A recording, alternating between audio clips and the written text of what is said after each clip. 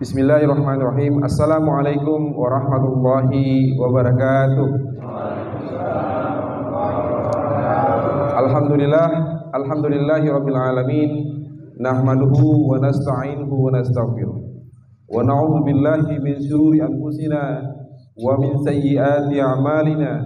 May yahdihillahu fala mudilla lahu wa may yudlilhu fala hadiya lahu. Asyhadu an la ilaha illallah wa asyhadu anna Muhammadan abduhu wa rasuluh. Allahumma salli ala Muhammad wa ala alihi wa sahbihi ajma'in. Qala Allah ta'ala fil Qur'anil Karim, a'udzu billahi minasyaitonir rajim. Bismillahirrahmanirrahim. Wa idz qala rabbuka lil malaikati inni ja'ilun fil ardi khalifah.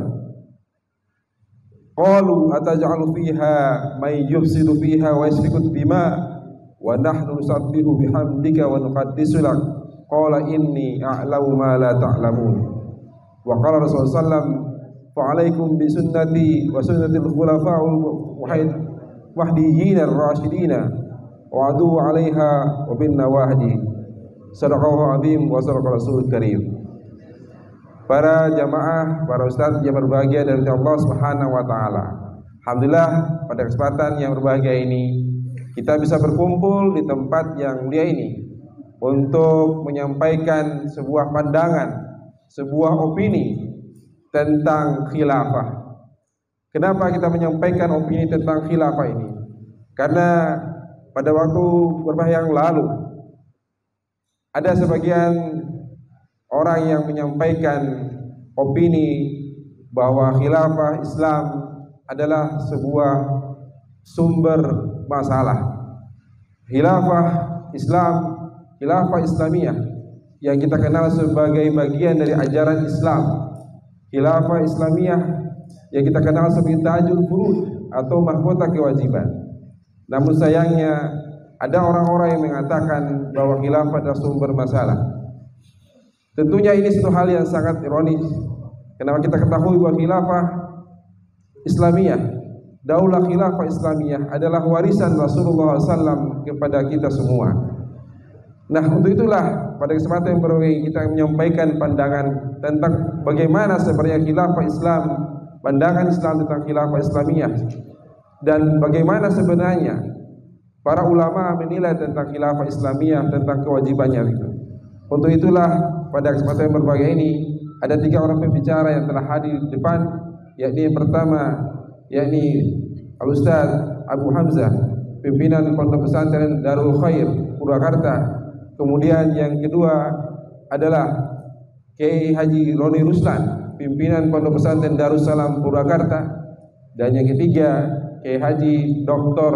Azi Ahmad Tajudin, pimpinan Pondok Pesantren Uswatun Hasanah Purwakarta. Insyaallah ketiga pembicara ini akan menyampaikan pandangan-pandangannya tentang khilafah Islamiyah dan tentang bagaimana pandangan Islam tentang khilafah Islamiyah itu. Di samping itu juga ada hal yang sangat disayangkan dalam acara tersebut, disampaikan tentang bagaimana menggagas fikih peradaban yang baru, yakni fikih yang mengacu kepada piagam PBB. Padahal kita ketahui bahwa piagam PBB adalah hakikatnya buatan manusia, dan tentunya piagam PBB ini juga adalah, kalau kita melihat sejarah PBB adalah terlahir dari kumpulan negara-negara kafir barat yang memang mereka berkumpul dan bersatu untuk menghalangi atau memusuhi khilafah Islamiyah yang dihancurkan di Turki Utsmani. Untuk itulah pada kesempatan yang berbahagia ini, pada kesempatan pertama kami berikan kepada Ustaz Abu Hamzah untuk menyampaikan pandangan tentang khilafah adalah mahkota kewajiban. Kepada Ustaz Abu Hamzah kami persilahkan. Bismillahirrahmanirrahim. Assalamualaikum warahmatullahi wabarakatuh. Alhamdulillah, alhamdulillahilladzi ja'ala hadzal yawm wa nazzala al-Qur'an hudan lin-nas wa bayyinatin minal huda wal furqan khairun ni'am ahmaduhu wa syukuru ala kamali ihsani wa huwa dzul jalali wal ikram as'alul hidayah wal maghfirah ala al-qiyam di dinil Islam. Asyhadu an la ilaha illallah wa la syarika lahu wa asyhadu anna Muhammadan abduhu wa rasuluhu khairul anam wa usalli wa sallim ala al-qa'id wal qutbah Muhammad ibn Abdullah wa ala alihi wa ashabihi wa dzurriyyatihi wa man da'a ila Allah bi da'watihi wa man jahada fi sabilillahi haqqa jihadihi ila daris salam. Amma ba'd. Alhamdulillah, atas izin dari Allah Subhanahu wa taala di malam hari ini untuk yang kesekian kali kita bisa kembali dipertemukan di tempat yang mulia, insya Allah juga bersama dengan orang-orang yang dimuliakan oleh Allah Subhanahu wa taala. Amin. Salawat dan salam senantiasa terlimpah curah kepada junjungan alam Nabi wa habibana Muhammad sallallahu alaihi wasallam. Hari ini kita ada di kurang lebih di bulan suci Rajab tanggal 21 kurang lebih 1444 Hijriah. Kalau kita berkaca kepada bagaimana ada 4 suci 4 bulan yang ditetapkan oleh syariat, ya, di samping bulan Rajab ada Zulhijjah, ada Zulqa'dah, dan ada juga Muharram. Di samping kita juga mengenal adanya bulan Ramadan tentu saja. Sekitar kurang lebih 1,5 bulan lagi kita akan memasuki salah satu atau bulan yang sangat dimuliakan yang lainnya selain dari bulan suci Rajab pada kesempatan malam hari ini. Tentu terkait dengan Rajab ini atau pada hari atau pada bulan Rajab ini kita mendapati adanya peristiwa yang sangat penting. Di samping peristiwa Isra wal Mi'raj tentu saja, yakni peristiwa di mana kita sebahagian umat Islam menyengajakan menutup diri atau tidak mau membuka terkait dengan adanya peristiwa penting di mana tanggal 28 Rajab 1342 Hijriah atau bertepatan dengan tanggal 3 Maret 1924, Mustafa Kemal keturunan Yahudi laknatullah alaih ini telah menghapuskan kekhilafahan Utsmaniyah. Artinya selama kurang lebih 102 tahun atau 1 abad lebih secara perhitungan kalender Hijriah, kita umat Islam telah kehilangan khilafah. Hadirin, para tokoh, para ustadz, para kiai, kita mendapati bahwa khilafah Islam sebagai satu-satunya sistem pemerintahan di dalam Islam telah dihancurkan selama kurang lebih 1 abad yang lalu.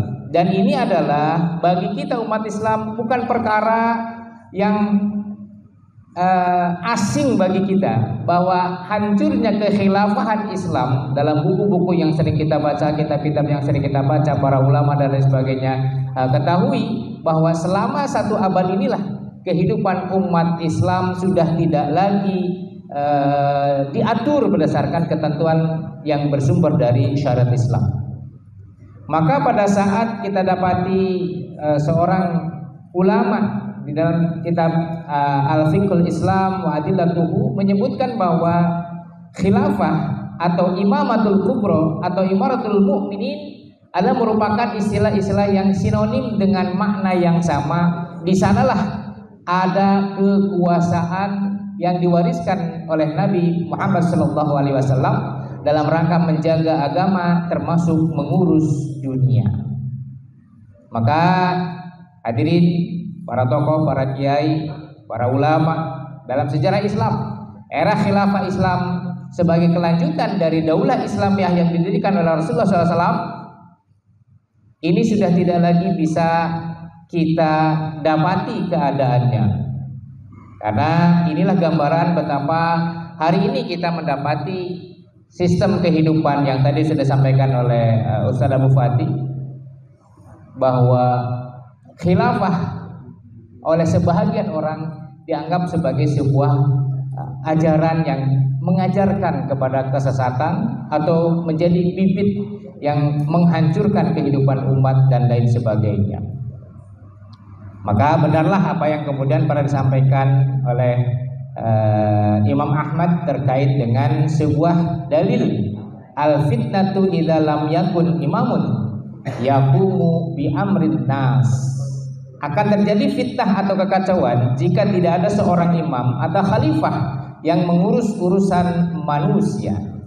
Maka dari itu sering juga kita mendapati satu keadaan, khususnya dalam beberapa waktu yang lalu, bahwa khilafah Islam itu akan bisa membuat kekacauan dan lain sebagainya. Dan di dalam penjelasan di kitab Al-Muwafaqat karangan Imam As-Satibi, bahwa maqasidus syar'iyyah yang kita pahami bahwa dengan maqasidus syar'iyyah ini akan tercipta yang namanya penjagaan terhadap agama, penjagaan terhadap jiwa, penjagaan terhadap akal, atau penjagaan terhadap keturunan, dan penjagaan terhadap harta.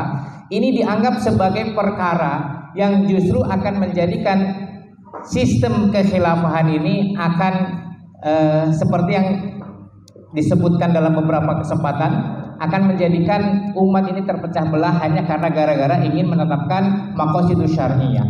Maka dalam kesempatan ini terkait dengan 5 hal dalam maqasidus syar'iyyah ini, kita akan bisa coba pahami. Di antaranya terkait dengan bagaimana sebetulnya menjaga agama atau hifdzuddin.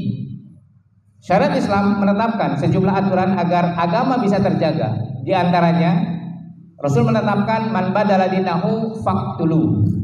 Barang siapa mengganti agamanya maka bunuhlah dia. Hadis riwayat Imam Al-Bukhari. Maka siapapun yang membunuh orang yang tidak, orang murtad maksud saya, yang tidak mau kembali kepada Islam, kalau bukan negara yang menghukum mereka, maka tentu negara tersebut pastilah hanya negara Islam yang mampu mewujudkan. Kalau orang berpindah-pindah agama tentu tidak bisa diperlakukan sebagaimana kehidupan kita saat ini. Kenapa? Karena setiap orang yang harus atau yang telah mengganti agamanya, maka status dalam pandangan syariat dalam rangka menjaga hifdzuddin, maka dia harus dibunuh tentu saja. Kemudian yang kedua, hifdzun nafs, menjaga jiwa.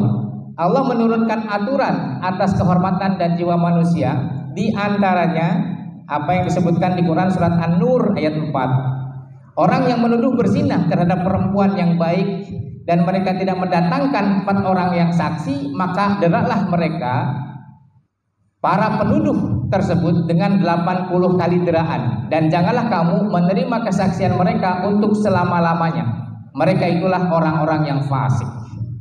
Nah, maka dalam hal ini kita mendapati di Quran surat Al-Baqarah ayat 178 di sana dinyatakan bahwasanya ya ayyuhalladzina amanu kutiba alaikumul qisasu fil qatla al-hurru bil hurri wal amdu bil amdi wal unsa bil unsa.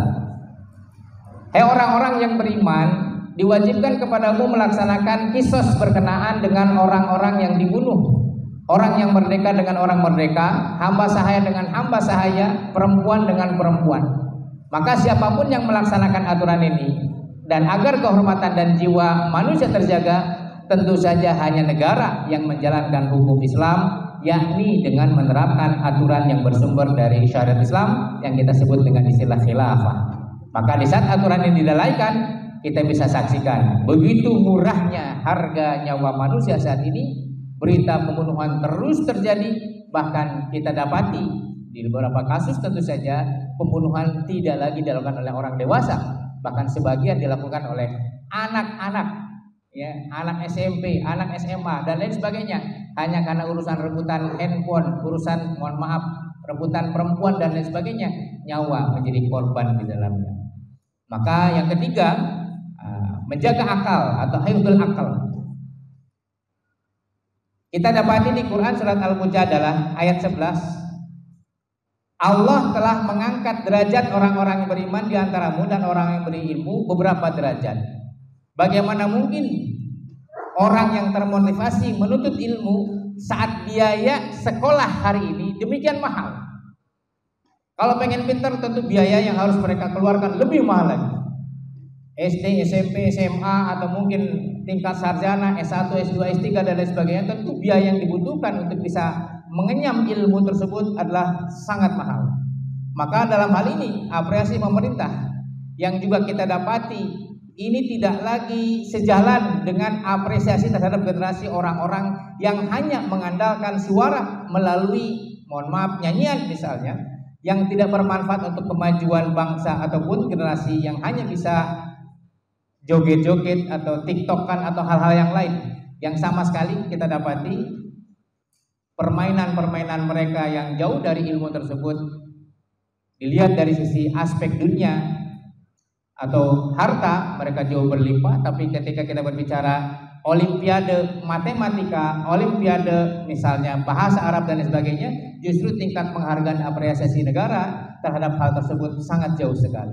Maka melalui kebijakan khilafah kita bisa mendorong agar masyarakat bisa menuntut ilmu dengan memberikan fasilitas pendidikan yang gratis, penghargaan terhadap ilmu pengetahuan seperti yang ditetapkan di masa Harun al-Rasyid, di mana kita dapati jika seorang pengarang kitab itu hasilnya dikalikan, dibayarkan dengan berat emas yang setara dengan kitab yang mereka buat. Ini diantara bentuk penghargaan negara terhadap hifdzul akal, menjaga akal manusia. Yang keempat, hifdzun nasl, menjaga keturunan. Untuk penjagaan ini Allah menurunkan beberapa aturan yang harus ditegakkan. Ya, kita dapati di sana Quran surat An-Nur ayat 2. Azaniyatu wazani fajlidu kulla wahidin minhuma mi'ata jaldah. Pezina perempuan dan pezina laki-laki deralah masing-masing dari keduanya 100 kali deraan. Wala ta'khudhu bihima ra'fatun fi dinillahi in kuntum tu'minuna billahi wal yaumil akhir wal yashhad 'adzabahuma ta'ifatum minal mu'minin. Dan janganlah rasa belas kasihan kepada keduanya mencegah kamu untuk melaksanakan agama atau hukum Allah jika kamu beriman kepada Allah hari kemudian. Hendaklah pelaksanaan hukuman atas mereka disaksikan oleh sebagian orang-orang yang mukmin. Kelima, hifdzul mal, menjaga harta. Untuk menjaga harta, Allah menurunkan bagaimana mekanisme terkait dengan pencurian yang dilakukan atau ditetapkan didasarkan Quran surat Al-Maidah ayat 38. Wasariqu wasariqatu faqtu aydiyahuma jazaa'um bima kasaba nakala minallah wallahu azizun hakim. Laki-laki maupun perempuan yang mencuri, potonglah tangan keduanya sebagai balasan atas perbuatan yang mereka lakukan dan sebagai siksaan dari Allah Subhanahu wa taala. Allah Maha Perkasa lagi Maha Bijaksana. Tentu kalau berbicara maqasidus syariah yang sudah ditetapkan tadi berdasarkan penjelasan syariat, kita dapati adanya kenyataan yang berbeda dengan kehidupan hari ini. Bahwa dengan maqasidus syariah ujung-ujungnya khilafah tidak boleh ditegakkan karena khilafah mengancam manusia. Padahal hakikatnya penetapan adanya maqasidus syariah ini adalah dalam rangka untuk menjaga agar tatanan kehidupan bersasar kepada syariat Islam itu tetap terjaga, dan tentu saja khilafah yang menjadi kewajiban dengan penetapan maqasidus syariah ini juga bisa diwujudkan. Maka sangat aneh jika ada yang mengatakan ketika khilafah tidak sejalan dengan maqasid syariah, yang ada justru khilafahlah yang akan mewujudkan maqasid syariah. Maka dari itu kita terus berusaha berjuang menunaikan kewajiban menegakkan khilafah agar apa yang menjadi tajul furud, mahkotanya kewajiban, bisa segera diwujudkan dalam waktu yang sesegera mungkin. Demikian yang bisa kami sampaikan. Billahi bisabil haq. Assalamualaikum warahmatullahi wabarakatuh.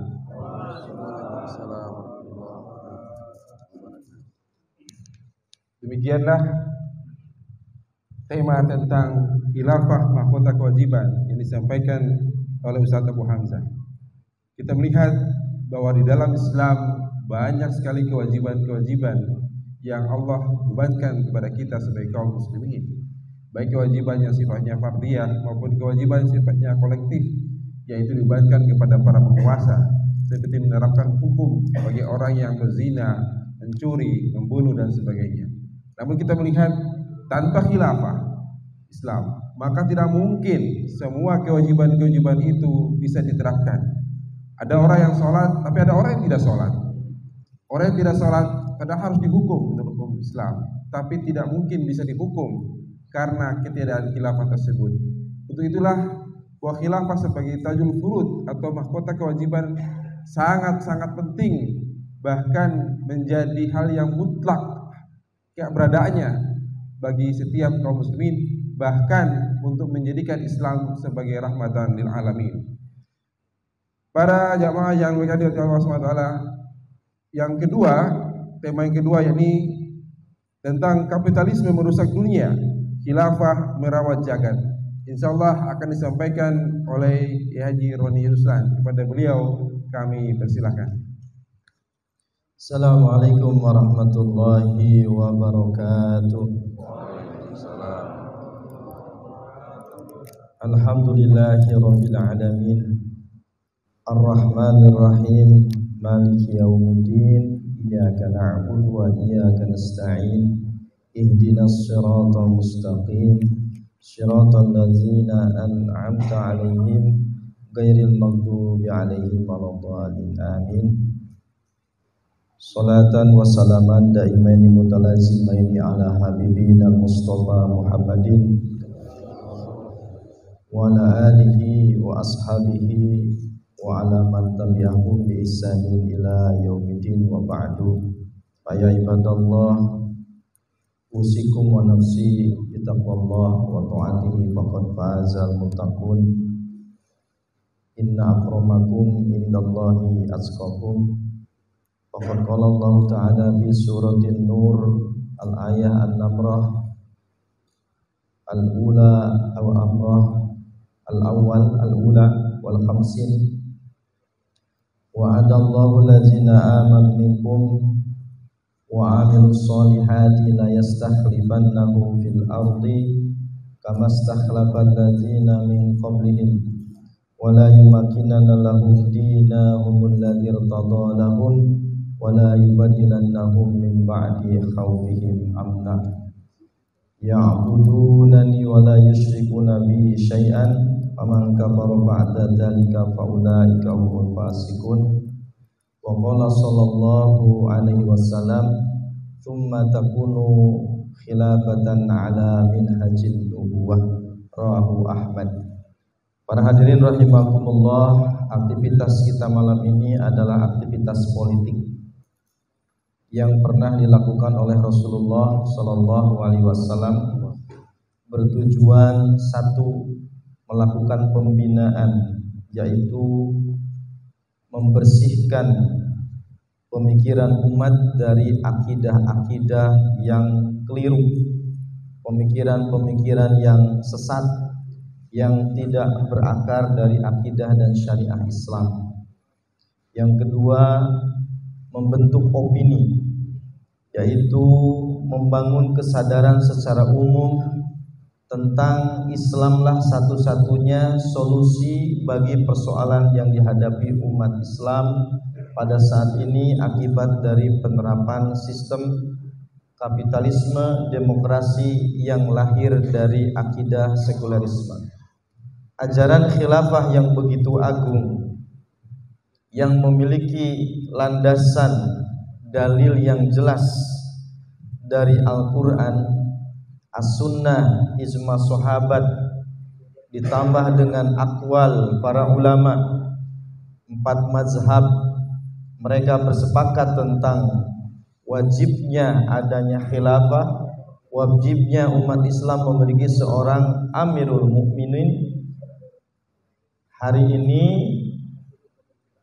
coba untuk disimpangkan. Cara-cara musuh untuk menyimpangkan umat Islam dari khilafah ini adalah melakukan tadlil siasi, yaitu penyesatan politik. Selain melakukan intimidasi, menakut-nakuti para pengusungnya, juga menyesatkan makna dari yang sesungguhnya. Berbicara khilafah hakikatnya adalah berbicara tentang pelaksanaan syariat Islam secara kafah. Ya ayyuhallazina amanu dukhulu fis-silmi kafah. Fa in tanaza'tum fi syai'in farudduhu ilallahi wa rasul. Jika kalian dihadapkan kepada sebuah persoalan ibadah, keluarga, bertetangga, terlebih persoalan ekonomi, persoalan politik, maka perintah Allah adalah kembalikan kepada bagaimana Al-Quran dan As-Sunnah memberikan solusi. Itu keyakinan kita dan itu yang Allah perintahkan kepada kita. Jadi membahas khilafah pada hakikatnya adalah berbicara tentang penerapan hukum Islam secara kafah.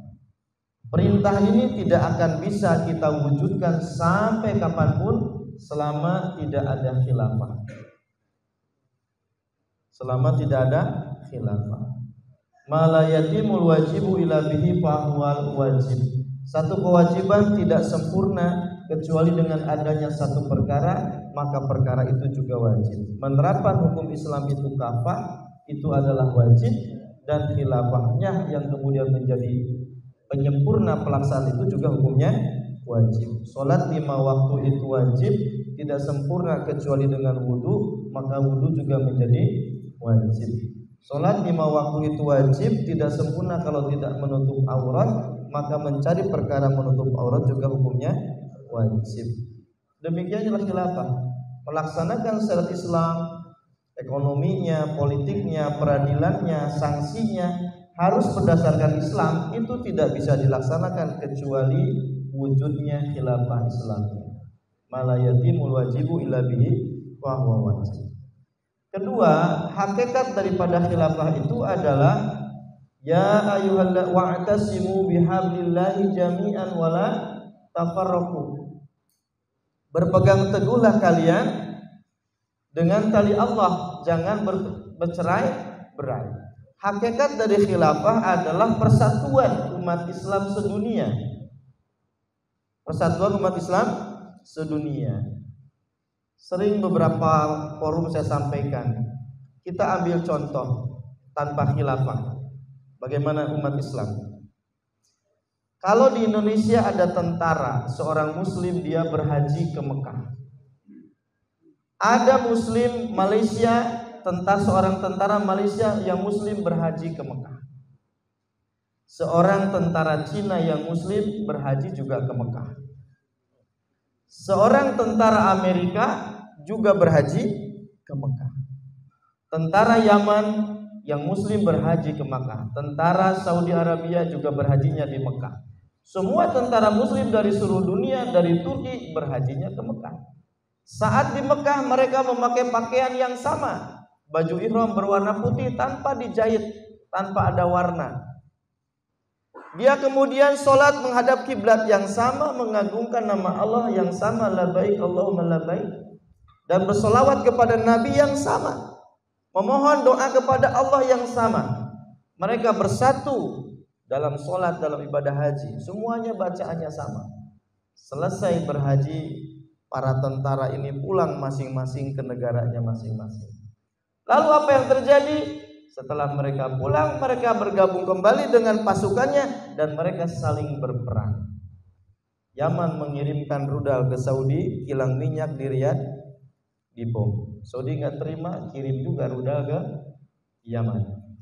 Indonesia dengan Malaysia pada kemarin hajiannya bareng, ya, mau berperang. Tentara Ukraina yang mungkin juga ada muslimnya, Rusia ada muslimnya juga berperang. Inilah nasionalisme, inilah kebangsaan. Ya, tidak bisa menyatukan umat Islam. Oleh karena itu keberadaan khilafah pada hakikatnya adalah menyatukan umat Islam dalam satu kepemimpinan ukhuwah Islamiyah yang sesungguhnya pada aspek politik. Ini wajib tidak ukhuwah Islamiyah? Wajib. Kalau khilafahnya ditolak tidak mungkin.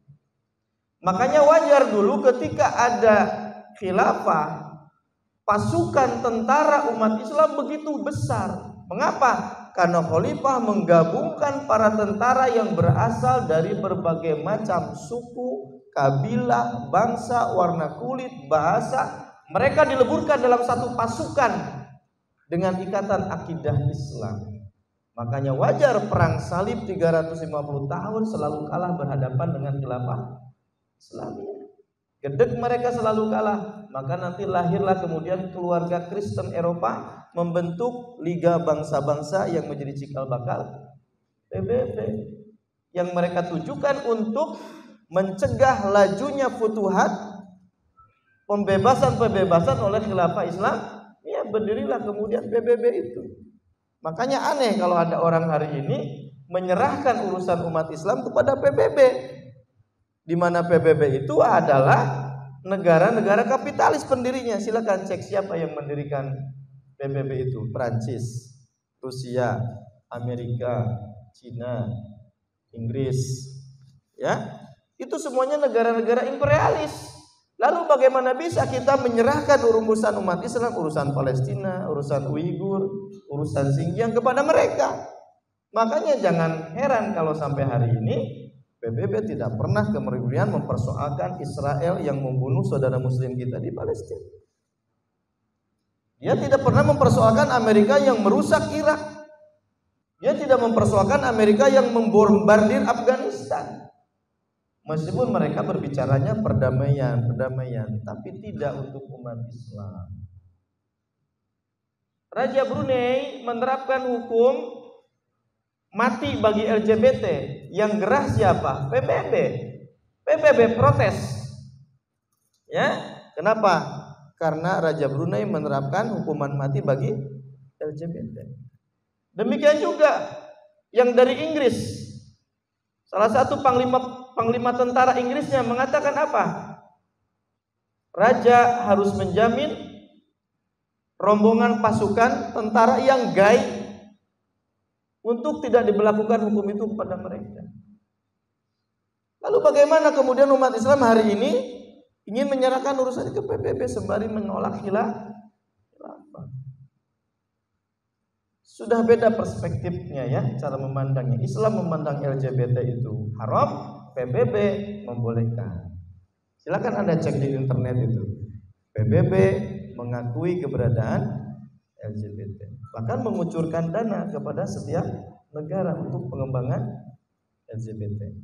Balik lagi, hakikat khilafah adalah persatuan umat Islam sedunia. Masa umat Islam tidak mau bersatu seluruh dunia? Siapa yang tidak mau? Pasti yang tidak mau itu hanya orang-orang munafik dan orang kafir saja. Kalau khilafah itu menerapkan Islam kafah, kalau orang Islam yang benar pasti mau. Hanya orang kafir dan munafik yang tidak mau. Yang ketiga, hakikat khilafah itu adalah jihad fisabilillah. Jihad fisabilillah ini digunakan oleh Islam sebagai solusi untuk apa? Menghadapi rintangan dakwah yang sifatnya fisik. Ya, PBB tidak mau yang namanya jihad itu ekstremis, kan gitu ya.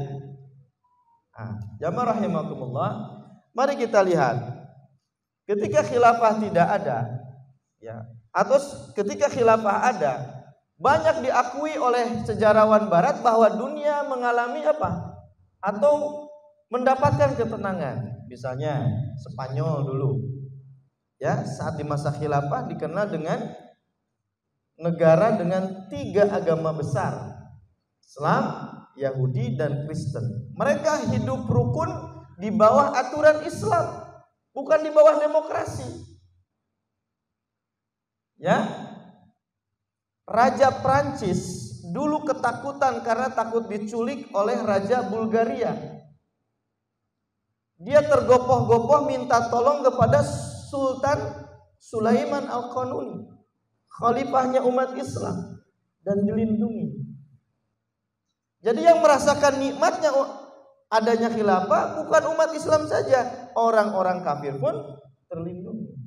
Al-Azhar, Universitas Damaskus, universitas yang ada di dunia Islam yang hari ini masih ada, dulu di masa khilafah menjadi tujuan anak-anak raja Eropa untuk belajar ilmu pengetahuan dan teknologinya itu di dunia Islam. Makanya banyak kemudian sejarawan barat mengatakan seandainya tidak ada Islam, tidak mungkin ada kemajuan di Eropa. Eropa berhutang budi kepada peradaban Islam yang sampai hari ini bukti-bukti empiriknya masih bisa disaksikan. Nah, jamaah rahimakumullah, bagaimana kehormatan darah umat Islam saat ada khilafah sangat dilindungi. Banyak kisah-kisah yang heroik. Bagaimana Al-Mu'tasim bila melindungi seorang kehormatan seorang wanita saat wanita ini dinistakan oleh pasukan Romawi di Amuria dekat Turki saat itu, dibela.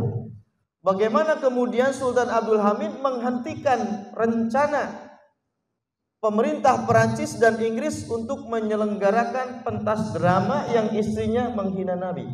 Cukup dikirimkan surat, hentikan acara itu, kalau tidak aku akan mengumandangkan jihad semesta kepada umat Islam untuk menaklukkan kalian. Berhenti dalam satu malam, selesai.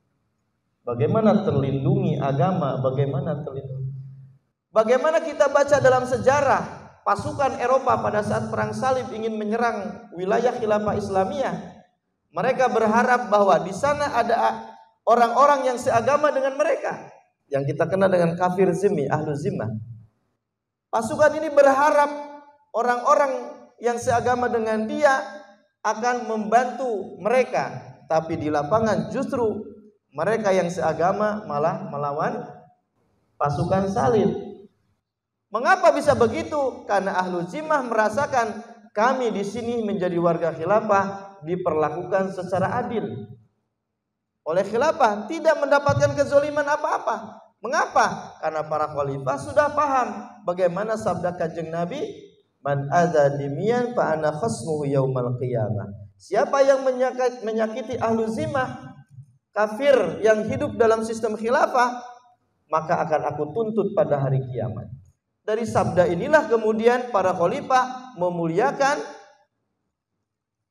ahlu zimmah dalam kapasitasnya sebagai warga negara khilafah.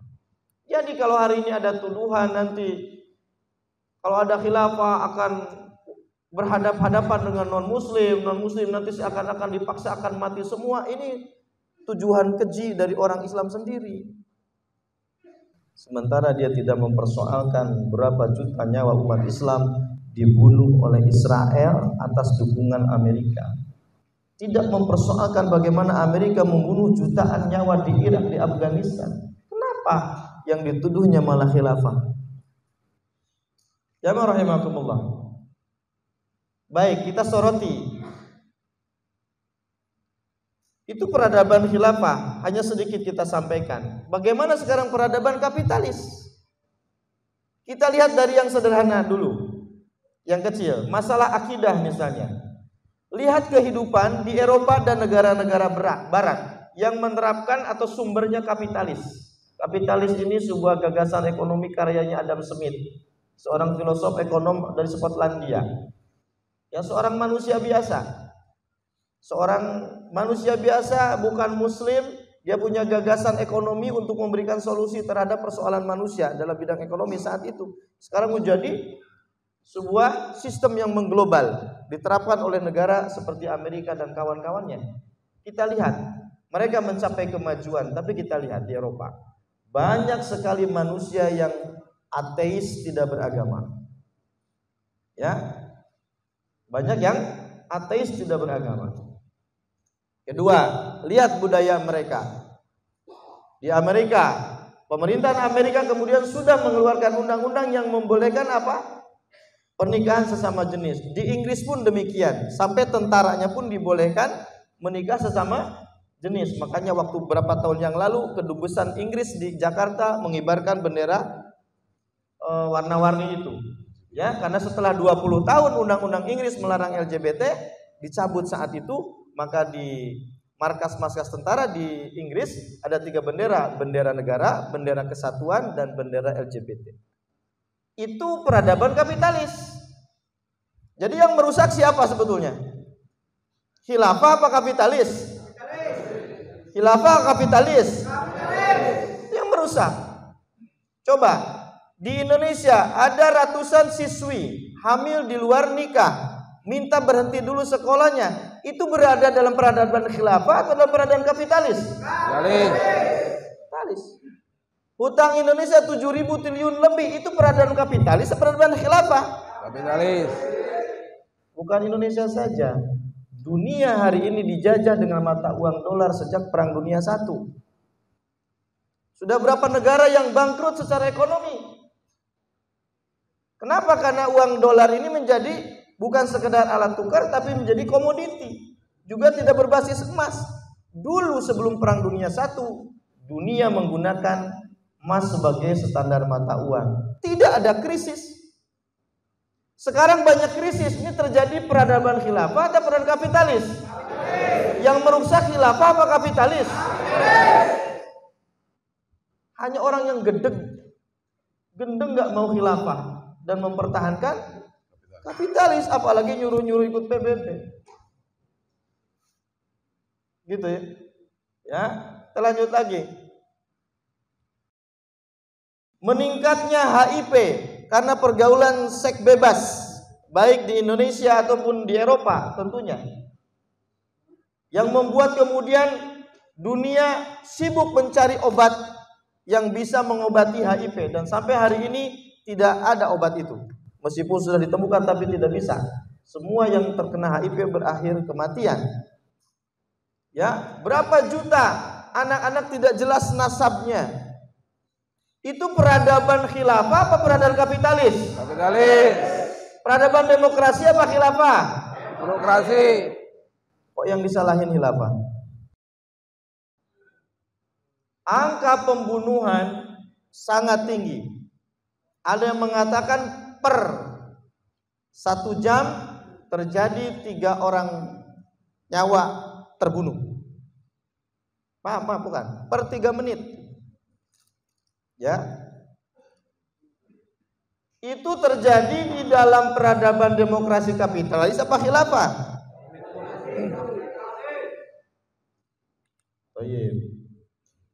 Sekarang banyak orang pusing, terjerumus ke dalam pinjaman online, pinjol. Ya, ada yang stres sampai bunuh diri, kehormatan dibongkar-bongkar kemana-mana. Pertanyaannya, gara-gara riba. Riba hari ini bukan saja mencekik rakyat biasa, tapi juga mencekik negara. Sampai limbung negeri ini. Ya, sumber daya alam banyak, limbung rakyatnya. Kesehatan tidak terakses, pendidikan tidak terakses, banyak tunawisma. Pertanyaannya, ini dalam khilafah apa demokrasi kapitalis? Demokrasi kapitalis. Subhanallah. Ya, jadi siapa sebetulnya yang rusak? Peradaban kapitalis demokrasi apa khilafah? Demokrasi. Yang rusak. Jamaah rahimakumullah. Oligarki berkuasa. Ya, lihat di Amerika sendiri. Beberapa tahun yang lalu pendudukan Wall Street. Para pendemo menduduki Wall Street, tempat perputaran uang di situ. Dia mengatakan apa? 1% menguasai 99%. Artinya kekayaan dunia hanya dikuasai oleh 1% saja, yang lainnya kemudian rebutan. 1% orang maksudnya. Yang maksudnya yang kekayaannya itu yang 90% dikuasai oleh segelintir orang, sisanya rebutan. Jadi apa? Kekayaan berputar pada segelintir orang saja. Politik dikuasai, dikendalikan oleh segelintir orang. Ekonomi dikendalikan oleh segelintir orang yang berkuasa dengan duitnya. Ini terjadi dalam sistem kapitalisme demokrasi apa khilafah? Subhanallah, jamaah rahimakumullah. Jadi kalau begitu kesimpulannya, kapitalisme itu merusak dunia. Dari mulai akidah rusak, akhlak rusak, pergaulan pria wanita rusak, pergaulan kemudian keluarga rusak. Bagaimana sekarang ada child free, apa itu istilahnya itu? Ya. Kemudian ekonomi rusak, politik rusak, pengadilan penegakan hukum rusak, pengelolaan sumber daya alam rusak. Itulah demokrasi kapitalis. Kapitalisme lah yang merusak. Sementara selama 14 abad lamanya khilafah telah merawat dunia ini. Baik yang muslim ataupun non muslim dimuliakan dengan khilafah Islamiyah.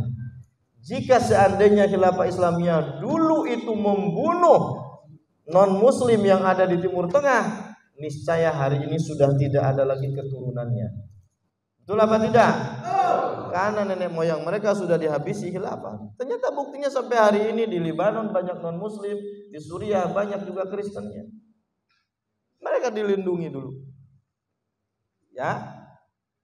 Masyarakat Irlandia tidak akan lupa dengan jasa khilafah saat mereka mengalami kelaparan. Khilafah lah yang mengenyangkan mereka. Ya. Demikian juga Amerika.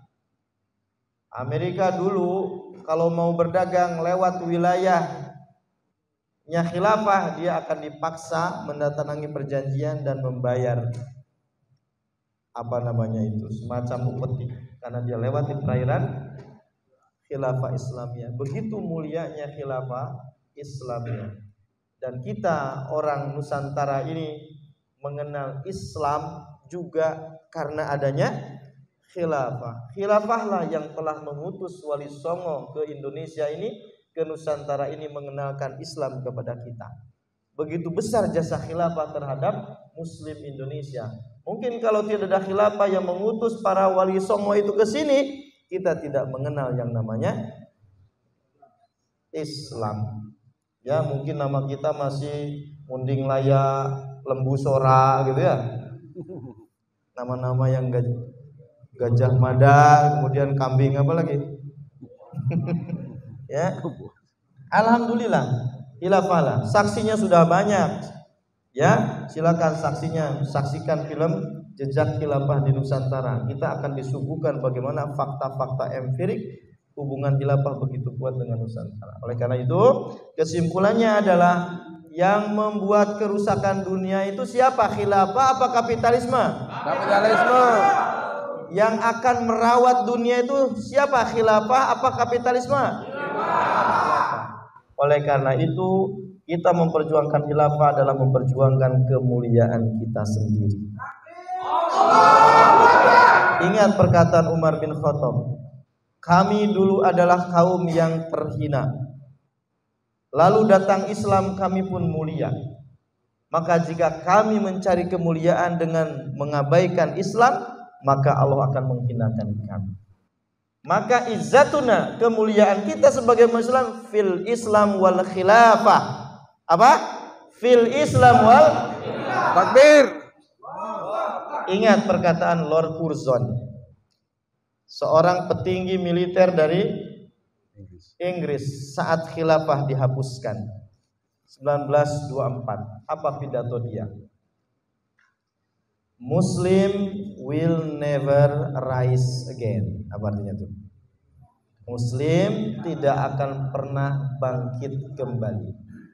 Because karena we have killed, karena kita telah membunuh, ya, their spiritual power, kekuatan spirit mereka, namely Islam and Khilafat, yaitu Islam dan Khilafah. Oleh karena itu, Barat tidak akan pernah ridha umat Islam kembali bersatu dalam naungan khilafah Islamiyah. Oleh karena itu, setiap upaya menghalangi khilafah Islamiyah pada hakikatnya adalah menghalangi kita untuk menjadi kaum yang mulia. Semua upaya itu harus kita lawan, semua upaya itu harus kita tentang, lalu kita menjelaskan hakikat khilafah yang agung ini kepada umat Islam dan dunia, bahwa inilah kami generasi muslim yang merindukan syariah dan khilafah. Wassalamualaikum warahmatullahi wabarakatuh.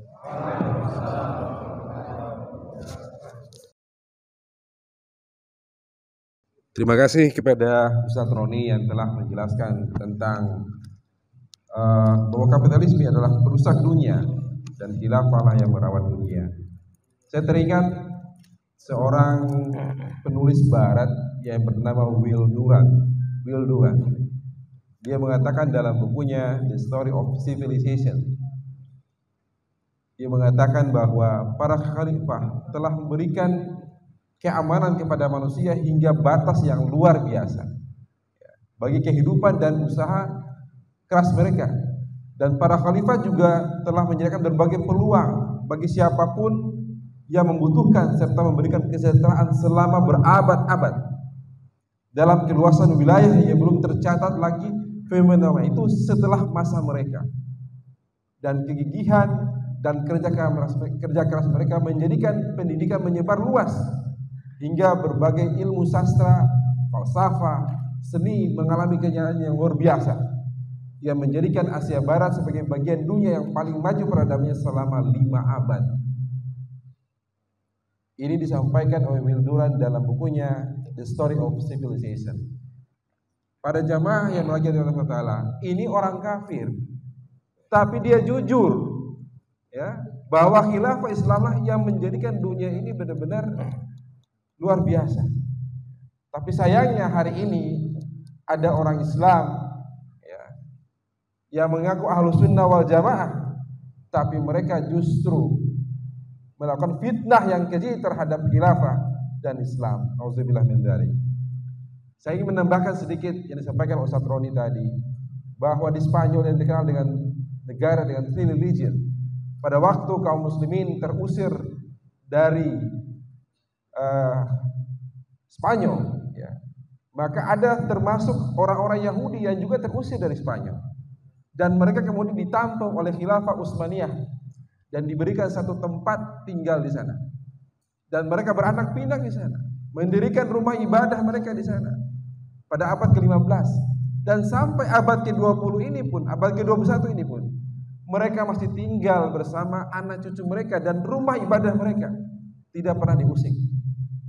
Ini menunjukkan bahwa tatkala mereka berada di dalam wilayah kaum muslimin, mereka pasti akan dijamin harta, nyawa dan darah mereka. Sebaliknya kalau kita melihat kaum muslimin yang hidup di tengah-tengah orang kafir, ya, di Thailand, kemudian di Rohingya, justru mereka tidak mendapatkan jaminan. Bahkan di Amerika pun, di Inggris, di Prancis, ya, para wanita-wanita di Prancis mereka tidak bebas untuk menggunakan burdah, menggunakan hijab untuk menutup aurat mereka. Inilah bukti bahwa tatkala Islam berkuasa akan mendatangkan rahmatan lil alamin. Tapi sebaliknya kapitalisme, demokrasi yang berkuasa, maka pasti akan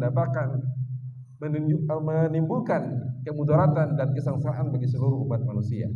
Para jemaah yang dirahmati Allah Subhanahu wa taala. Yang ketiga, yang terakhir, yang akan disampaikan oleh Kiai Haji Dr. Aziz Ahmad Tajuddin tentang piagam PBB haram menjadi landasan fikih. Kepada beliau kami persilakan. Bismillahirrahmanirrahim. Assalamualaikum warahmatullahi wabarakatuh. Waalaikumsalam warahmatullahi wabarakatuh. Innal hamdalillah nahmaduhu wa nasta'inuhu wa nastaghfiruh wa na'udzu billahi min shururi anfusina wa sayyiati a'malina. Man yahdihillahu fala mudilla lahu wa man yudlilhu fala hadiya lahu. Ashhadu an la ilaha illallah wahdahu la syarika lahu wa ashhadu anna Muhammadan abduhu wa rasuluh la nabiyya wa la rasula ba'dah. Allahumma fassalli wa sallim ala sayyidina Muhammad wa ala ali Muhammad. Wa sallaita ala Ibrahim wa ala ali Ibrahim fil alamin innaka Hamidum Majid.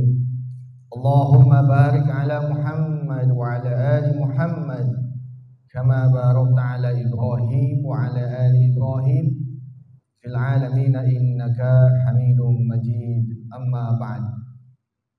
Yang kami muliakan para kiai, wabil khusus pembicara yang malam ini tadi sudah menyampaikan. Pertama Kiai Abu Hamzah, yang kedua Kiai Roni Ruslan, dan juga Al-Mukarram Kiai Abu Fatih. Yang kami hormati juga para asatid, alim ulama, Kiai Ajengan, tokoh-tokoh masyarakat yang alhamdulillah malam ini kita bisa bersilaturahim. Yang tentu kita duduk dan kumpulnya di majelis ini adalah bagian dari kepedulian. Sebab kata Nabi, man lam yahtamma bi amrin muslim falaysa minhu. Siapa saja yang tidak peduli dengan urusan kaum muslimin, maka kita tidak menjadi, bahkan dikatakan sebagai bagian dari mereka. Masih semangat ini? Alhamdulillah. Allahu Akbar. Baik, para ikhwan sekalian, kita semua kaum muslimin, wabil khusus para pengkaji hukum Islam, dikagetkan dengan satu statement seakan-akan langit itu jatuh gitu. Sama dengan begini, ropa teh, fa'il teh ropa dibaca domah, ya tiba-tiba aya ja'a jaidan gitu tah. Ya, kayak Roni. Ja'a mah zaidun di mana-mana oke. Tapi ieu tiba-tiba konferensi pers seorang kiai, seorang tokoh yang mengatasnamakan Ahlus Sunnah wal Jamaah, yang hafal kitab Alfiyah, yang kitab koneng gundul ikut ngolotok, tiba-tiba maca ayeuna mah tong ja'a zaidun, tapi ja'a zaidan. Masya Allah. Ya. Ini kan membuat kita tercengang, ya, seolah-olah sesuatu yang sudah maklumun minad din bid-darurah ini dijatuhkan, diruntuhkan. Dan yang paling menggelikan alasannya adalah saat ini kita tidak boleh lagi, bahasa lainnya menjadikan rujukan ilmu nahwu jangan menggunakan kitab Mukhtasar Jiddan, jangan menggunakan kitab Mutammimah, jangan kita pakai Imriti, jangan pakai Alfiyah Ibnu Malik, tapi menggunakan piagam PBB. Masya Allah. Ya. Nah, yang lebih menggelitik lagi itu nanti akan menjadi sumber hukum dalam fikih Islam. Teka bayang ke lamun ayeuna maca kitab Sapinah arkanus shalah sab'ata asar engke arkanu LGBT al awwalu naon tah arijalu ma'arijal al-qublah ciuman, al-thani, nah gitu. Ya, pan pikir mah gitu. Faslun itunya syurutu ham misalnya. Nah, bayang pan gitu. Oke aya sarahna, oke aya hasiahna. Ya, teu kabayang. Jadi Masya Allah ya. Saya itu sempat diulang-ulang tuh, itu teu salah gitu. Ya, bisi saya ngimpi gitu. Ya, disetel deui ta TV teh. YouTube teh disetel deui. Bisi. Masya Allah. Nah, ini jelas sekali. Ya, kalau kita rujuk langsung ya bahwa ungkapan-ungkapan rekomendasi yang disampaikan oleh saudara kita yang mengatakan bahwa hal-hal itu. Nah, ini mudah-mudahan menjadi satu pelajaran. Jadi teman-teman sekalian, para ikhwan sekalian, ini adalah hal yang mesti kita sampaikan. Bukti bahwa kita cinta kepada mereka. Bukti bahwa kita cinta juga untuk mengingatkan. Tentu apa? Tentu ini datanya valid. Nah, oleh sebab itu maka para ikhwan sekalian, kalau kita kembali kepada tadi tentang bagaimana kaidah dalam Islam, fikih itu sudah menjadi maklumun minad din bid-darurah, itu adalah sesuatu yang sudah pasti. Ya contoh misalnya kalau kita melihat semua kajian-kajian kelompok ulama usul mutakallimin sepakat, jumhur ulama mengatakan bahwa sumber hukum dalam Islam itu adalah Al-Quran dan tidak ada yang mengingkarinya. Contoh misalnya kalau kita lihat dalam kitab Al-Mustasfa min Ilmil Usul, itu jelas sekali bahwa salah satu ya ungkapan Al-Imamul Ghazali untuk menyerang kelompok Mu'tazilah, ya, beliau sampai mengatakan al-aqlu la yastaqillu bidarkil ahkam. Bahasa mudahnya bahwa akal itu tidak dikasih ruang sedikit pun untuk bisa memproduksi hukum. Ya, al-hakim inil hukmu illa lillah. Bahwa yang punya otoritas untuk melakukan legislasi, ya, atau juga pengambilan hukum dalam Islam itu adalah Allah Subhanahu wa taala. Dengan demikian maka di sana dijelaskan bahwa yang namanya Rasul Nabi Muhammad pun juga tidak punya otoritas membuat hukum. Mujtahid dalam Islam juga tidak punya otoritas membuat hukum. Sebab pembuat hukum hanya siapa? Allah Subhanahu wa taala. Inil hukmu illa lillah. Nah, oleh sebab itu maka posisi mujtahid itu tidak buat hukum, tapi hanya menggali dari sumber yang ada. Gitu. Nah, oleh sebab itu maka di sini penting kita tegaskan. Kalau kita bicara masalah fikih, sebetulnya fikih itu tidak layak disematkan kepada khazanah. Jurisprudensi Islam itu istilah klasik dan modern. Sebetulnya kalau sesuatu yang sebelum kita itu sebut klasik, maka kita pun nanti akan klasik. Bagi siapa? Anak cucu kita, ya. Ustadz Abu Hamzah klasik, cek incunang kayak gitu. Ya, kita ini juga disebut dengan Ustadz jadul. Kalau nanti mungkin ya 20-30 tahun generasi ke depan.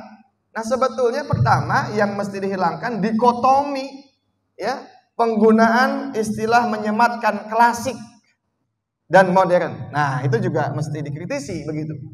Ya. Jadi semua yang namanya fikih itu adalah jurisprudensi, itu adalah hasil ijtihad. Yang hasil ijtihad itu ya itu tadi, ya, ketika memang kita mau mengambil pendapat itu, ya monggo silahkan. Ketika misalnya kita tidak mengambil juga memilih pendapat yang lain, itu juga tidak memaksa, begitu. Contoh misalnya ketika ada yang kunut dan tidak kunut, yang tidak kunut silahkan, yang kunut silahkan. Ada yang usolli, ada usolli, itu juga sama, begitu. Ya, jadi pada intinya adalah ketika tadi menyampaikan terkait dengan bagaimana hukum dalam Islam itu sudah menjadi maklumun minaddin bid'ah. Nah, dengan demikian kembali kepada tadi, kalau kita bicara fikih, maka fikih itu tidak bisa dilepaskan dengan usul fikih. Kenapa? Ada yang nanya, kalimatnya usul fikih. Boleh tidak saya ingin belajar aslul fiqh, tidak dijamakkan, ya, menggunakan kalimat aslul fikhi, bukan usul fikih. Kenapa dijamakkan? Sebab memang yang menjadi pondasi hukum fikih itu bukan satu, ada banyak. Nah, dari yang banyak itu maka salah satu yang utama itu disebut dengan Al-Quran. Kemudian ada Al-Hadis. Nah, dari Quran hadis ini nanti akan melahirkan ijma, konsensus. Nah, ijma itu ada, itu semua ketika dirujuk kepada Al-Quran dan Al-Hadis. Qiyas itu juga ada kalau merujuk kepada Al-Quran dan Al-Hadis. Jika tidak ada Quran dan hadis, maka tidak akan ada ijma, tidak akan ada qiyas. Apalagi nanti ada syubhatud dalil, ya, istishab, istislah, kemudian juga al-urab, kemudian syar'uman qoblana, saddud dzari'ah, fathud dzari'ah, dan lain sebagainya. Ya. Jadi intinya apa? Intinya kalau kita tidak melandaskan pondasi utamanya kepada bangunan Quran dan hadis, maka tidak akan ada, ya, metodologi atau juga cara pandang istinbat yang lainnya. Nah, ini penting. Nah, maka kalau ditanya apakah Piagam PBB bisa jadi sumber hukum dalam Islam, nggak usah dijawab oleh S1, apalagi S2, budak MI bisa. Ya, anak MI juga tahu bahwa sumber hukum dalam Islam itu Al-Quran, Al-Hadis, ijma dan qiyas, itu yang muttafaq alaih, yang disepakati begitu. Ya, maka lagi-lagi para iman sekalian, ini penting, ya. untuk kita ingatkan kepada siapapun begitu ya.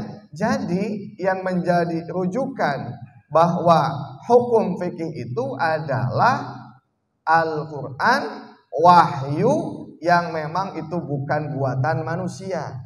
Sebab yang namanya manusia, dia tidak punya otoritas untuk menjadi sumber hukum, apalagi akalnya. Begitupun juga tradisi-tradisi, ide, pemikiran selain Allah Subhanahu wa taala. Nah, dengan demikian maka jelas sekali di sini ya, bagaimana kesalahan-kesalahan ide pemikiran yang mengatakan bahwa PBB lewat lembaga dan piagamnya bisa menjadi sumber fikih klasik dalam Islam, itu jelas tertolak secara ijma. Ya. Sekali lagi saya ulang, bahwa ide yang mengatakan piagam PBB bisa dijadikan sebagai landasan sumber hukum fikih klasik, ya, itu pasti jelas-jelas tertolak secara ijma. Dan ijma'nya ijma' ahlus sunnah wal jamaah, ya, bukan ahlus salah wal jarahat, tapi ahlus sunnah wal jamaah. Paling tidak kalau kita mengutip pendapat Kiai Siddiq Al-Jawi ada 4 alasan, ya, 4 alasan kenapa bahwa piagam PBB tidak bisa dijadikan sebagai sumber hukum bagi fikih. Ada 4 alasan. Alasan yang pertama, pendekatan secara normatif. Yang kedua, pendekatan secara historis. Yang ketiga, pendekatan empiris. Dan yang keempat adalah pendekatan politis. Itu ya. Jadi coba kita lihat ya, kita ulas nih. Yang pertama, bahwa piagam PBB itu tertolak secara ya normatif sebab jelas dalil-dalil kita mengatakan inil hukmu illa lillah. Kemudian juga Quran mengatakan, hadis mengatakan, para ulama sepakat semuanya bahwa sumber hukum itu adalah Al-Quran, hadis. Nah, tambahannya adalah ijma dan qiyas, itu yang menjadi turunan dari kedua sumber utama tadi. Nah, maka jika ada yang mencoba untuk ya mengubah-ubah kesepakatan, ya berarti itu namanya syadz dalam bahasa agama. Ya, syadz itu kalau dalam bahasa kaidah ilmu bahasa, ya, tadi harusnya ja'a zaidun tapi ja'a zaidan, syadz gitu ya. Nasoro yang suruh tapi dibaca nasoro yang siru, nah itu syadz itu. Ya, itu. Alima ya'lamu tapi jadi alima yu'lamu. Nah, misalnya, itu tidak sesuai dengan kaidah nahwu dan sorofnya. Disebut dengan ide yang syadz, ide yang nyeleneh, bahkan ide yang utopis. Nah, gitu. Ya, yang tidak punya landasan epistemologis. Nah, gitu. Lebih jero nama gitu. Lah gitulah pokoknya bahasa filsafat nama gitu. Ya, tidak punya basis epistemologis yang kuat. Ya. Kalau ada yang mengatakan bahwa piagam PBB bisa dijadikan sebagai sumber hukum fikih klasik. Nah, oke. Jadi sekali lagi, ijma ulama ahlus sunnah wal jamaah menolak dengan tegas ya menjadikan piagam PBB sebagai sumber hukum. Gitu ya, atau landasan untuk menjadikan fikih sebagai sumbernya. Baik, yang kedua para ikhwan sekalian, kalau kita lihat juga terkait dengan landasan yang kedua, alasannya itu adalah alasan historis. Tadi Kiai Roni sudah menjelaskan, Kiai Abu Hamzah sudah menjelaskan bahwa kalau kita merunut lebih jauhnya, siapa yang membentuk PBB? Untuk apa PBB dibentuk? Dan kemudian juga siapa isi-isi yang mengisi PBB itu? Jelas sekali, sama sekali tidak ada ya hubungan dengan Islam, tidak ada. Ya. Jadi salah satunya PBB itu dibentuk oleh kelompok-kelompok negara Eropa yang notabene akidahnya sama, Kristen gitu. Jadi ada kesamaan Eropanya, kesamaan agamanya. Tapi lambat laun mereka membuka ya, menjadi aliansi, menjadi kelompok yang akhirnya bukan hanya Eropa, tapi juga membuka untuk yang lainnya. Kemudian juga bukan hanya Kristen. dan juga membuka untuk tadi umat Islam. Tapi tetap cikal bakal yang paling utama mereka itu siapa? Adalah kelompok-kelompok non Muslim, Nasrani, bahkan Yahudi. Dan buktinya apa? Punya hak veto. Siapa negara yang punya hak veto? Masih ingat pelajaran IPS? Saya mau pohodei. Di antaranya Amerika, terus Inggris, terus Rusia, Prancis, Jepangnya, Cina. Oh gitu. Ya. Jadi hak veto teh naon? Geus koti gitu lamun geus putusan mah, geus teu bisa diganggu gugat. Lamun cek aing koneng gitu. Itu ya. Jadi keputusan sanajan di demo ku kabeh tah. Ya. Kalau misalnya ada anggotanya itu 50 negara demo tah, tidak setuju dengan hak veto, nggak bisa. Ya. Katanya demokrasi, surat terbanyak. Tah lebah eta mah teu bisa. Nah, gitu. Ya. Punya hak veto pokoknya, ya. Nah, gitu kumaha aing tadi gitu. Ya. Jadi begitu. Nah ini, jadi jelas PBB itu adalah tempat, wadah, rumah bukan untuk kaum muslimin.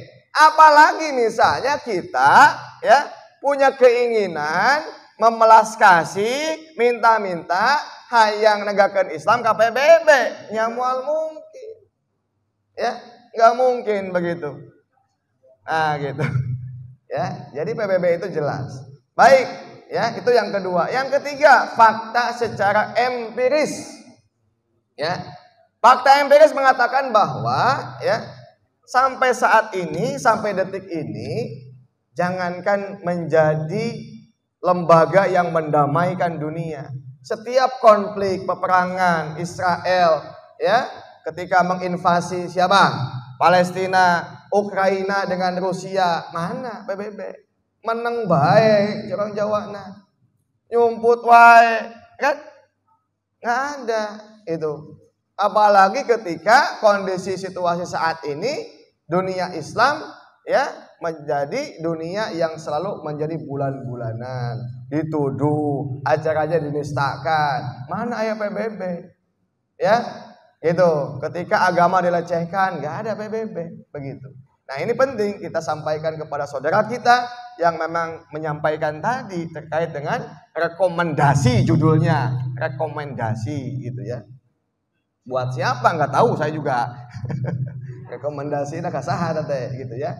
Nah itu yang ketiga. Jadi fakta empiris sampai detik ini menunjukkan dengan jelas dan nyata bahwa yang namanya PBB tidak bisa mendamaikan ya kelompok negara yang sedang berperang, nggak bisa. Itu yang ada malah sebaliknya mendukung ya. Itu. Baik para sekalian, yang keempat itu adalah apa? Ya, pandangan secara politis. Nah, secara politis ini jelas bahwa PBB ini adalah negara-negara imperialis yang menjajah negara kaum muslimin.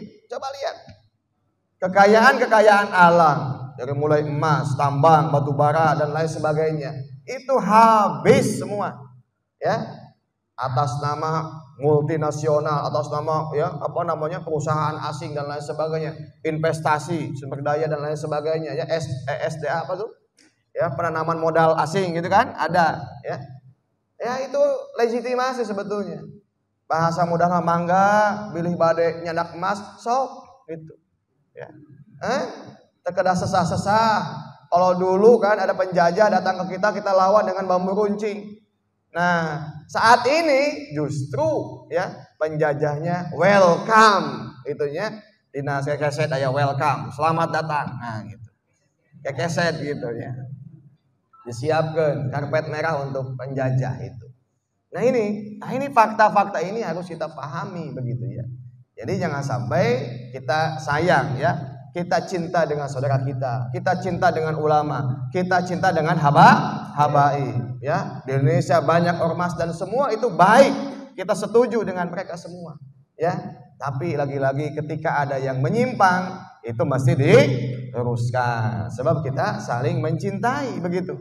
ya. Apalagi ya tadi tradisi-tradisi yang kita amalkan ibadah, ya tadi kita ini adalah ya tradisi yang madhabnya madhab Syafi'i, akidahnya Ahlus Sunnah wal Jamaah. Jadi kita gini-ginian itu apa? Bukan benci, tapi saya ingin mengingatkan dan meluruskan. Mudah-mudahan begitu ya. Ini menjadi wasilah tawasau bil haq wa tawasau bis sabr. Begitu ya. Sebab kita cinta dengan madhab Syafi'i, kita cinta dengan Ahlus Sunnah wal Jamaah. Allahumma sholli wa sallim alaihi. Ya.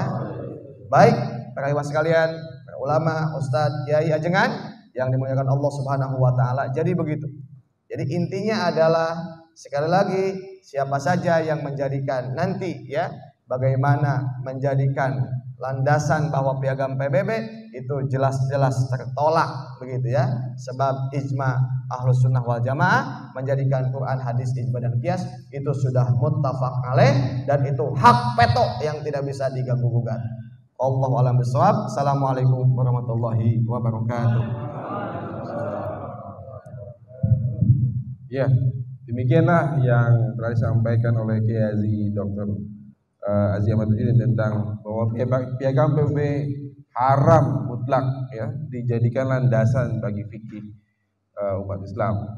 Nah, para jamaah yang berbahagia dan dimati Allah Subhanahu wa taala, terakhir dalam forum yang sangat berbahagia ini saya ingin menyampaikan himbauan kepada para ulama yang mereka ini merupakan adalah orang-orang yang mulia ya, para ulama yang berkumpul dalam sebuah organisasi apapun atau dimanapun mereka berada, kelompok manapun ya, bahwa para ulama adalah pewaris para nabi, al ulama warasatul anbiya, dan mereka ini adalah pewaris para nabi, di mana kita ketahui bahwa khilafah Islamiyah adalah warisan Nabi Rasulullah Muhammad SAW. Seharusnya para ulama inilah mereka itu yang menjelaskan kepada umat ya tentang pentingnya khilafah Islamiyah ini ya. Dan tidak boleh mereka itu menyembunyikan tentang hukum-hukum yang terkait dengan kewajiban untuk menegakkan daulah khilafah Islamiyah. Dalam Al-Qur'an surat Ali Imran ayat 187 Allah berfirman, "Tubayyinunnahu lin-nasi wa la taktumunah." Ya. Hendaklah kalian menjelaskan isi kitab itu kepada umat manusia dan tidak kalian menyembunyikannya. Nah, ini para ulama ya. Mereka-mereka yang terhimpun dalam kumpulan para ulama-ulama inilah harusnya menyadari betapa pentingnya ya, mewujudkan sebuah institusi daulah khilafah Islamiyah. Karena hanya dengan daulah khilafah Islamiyah lah yang akan menjadikan Islam sebagai rahmatan lil alamin. Para hadirin yang berbahagia Allah SWT, di akhir pertemuan kita ini saya mengungkapkan sebuah perkataan dari Imam Ahmad bin Hanbal radhiyallahu anhu. Beliau mengatakan, "Idza arafa rajulun nafsuhu wa yanfa'uhu kalamun nas." Bahwasanya apabila seorang telah mengetahui tentang jati dirinya, maka dia tidak akan peduli terhadap apapun perkataan manusia. Sebagai seorang muslim, ulama ya, yang menyadari tentang bahwa khilafah Islamiyah ini adalah kewajiban yang utama, bahkan disebut dengan tajul furud, mahkota kewajiban, dan dengan itulah kemudian akan ditegakkan semua hukum-hukum Islam ya, dan akan melindungi seluruh Islam dan kaum muslimin, melindungi Al-Quran, menjadi kehormatan bagi seluruh kaum muslimin. Bahkan dengan khilafah Islam, dengan khalifahnya, kaum muslimin akan terlindungi. Sebab dikatakan bahwa al-imamu junnah, seorang imam itu laksana perisai, laksana benteng, di mana kaum muslimin bisa berperang dan bisa berlindung di baliknya. Sehingga siapapun, baik itu orang kafir, baik itu orang munafik yang menistakan khilafah, maka kita tidak akan pernah peduli. Kenapa? Semua yang akan mereka katakan itu tidak pernah menjadi landasan syariah bagi khilafah Islam. Untuk itulah pada kesempatan yang berbagi ini saya mengajak juga pada jamaah semua yang hadir semua ini, marilah kita semua menjadi para pejuang Islam yang meniatkan diri kita, yang mewakafkan diri kita untuk menjadi pejuang Islam yang memperjuangkan daulah khilafah Islamiyah hingga tegaknya kembali atau kita mati dengan memperjuangkan daulah khilafah Islamiyah. Takbir! Takbir! Takbir! Assalamualaikum warahmatullahi wabarakatuh. Allah.